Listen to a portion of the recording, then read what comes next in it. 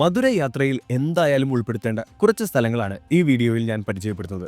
ലിസ്റ്റിൽ ആദ്യം മീനാക്ഷി അമ്മൻ ക്ഷേത്രം തന്നെയാണ്. ക്ഷേത്ര ഗോപുരം റിനോവേഷന്റെ ഭാഗമായി മാസങ്ങളായി ഇങ്ങനെയാണ്. രാവിലെ തിരക്ക് കുറവായതിനാൽ ക്ഷേത്ര ദർശനം രാവിലെ നടത്തുന്നത് തന്നെയാണ് നല്ലത്.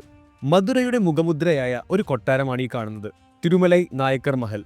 17ാം നൂറ്റാണ്ടിലെ മനോഹാരിത ഇന്നും അതേ അളവിൽ നമുക്കിവിടെ കാണാം. സുബ്രഹ്മണ്യ സ്വാമിയുടെ 6 പടൈ വീടുകളിൽ പ്രസിദ്ധമായ തിരുപ്പരൻകുണ്ട്രം ക്ഷേത്രമാണ് അടുത്ത ഡെസ്റ്റിനേഷൻ. നിരവധി സിനിമകളിലെ ലൊക്കേഷനാണ് ഈ കാണുന്ന കീലക്കുയിൽക്കുടി സാമനാർ ഹിൽസ്.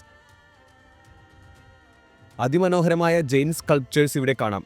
മലമുകളിലെ സൺസെറ്റ് എന്തായാലും നിങ്ങൾ മിസ് ചെയ്യരുത്. വണ്ടിയൂർ മാരിയമ്മൻ തെപ്പക്കുളമാണ് ഈ കാണുന്നത്. ഇവിടുത്തെ സായാഹ്നങ്ങൾ അത്രമേൽ ഭംഗിയുള്ളതാണ്. മതസൗഹാർദ്ദം തമിഴ്നാട്ടിൽ എന്താണെന്ന് നമുക്കേവർക്കും അറിയാം. ക്ഷേത്ര നഗരത്തിലെ ഒരു കാഴ്ചയാണിത്.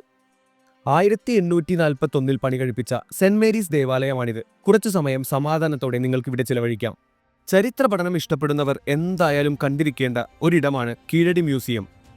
സംഘകാലഘട്ടത്തെയും പഴയകാല നാഗരികതയെയും അടുത്തറിഞ്ഞുകൊണ്ടൊരു യാത്രയാണിത്. കീഴടി എക്സ്കവേഷൻ സൈറ്റ് എന്തായാലും നിങ്ങൾ പോകേണ്ട ഒരിടമാണ്.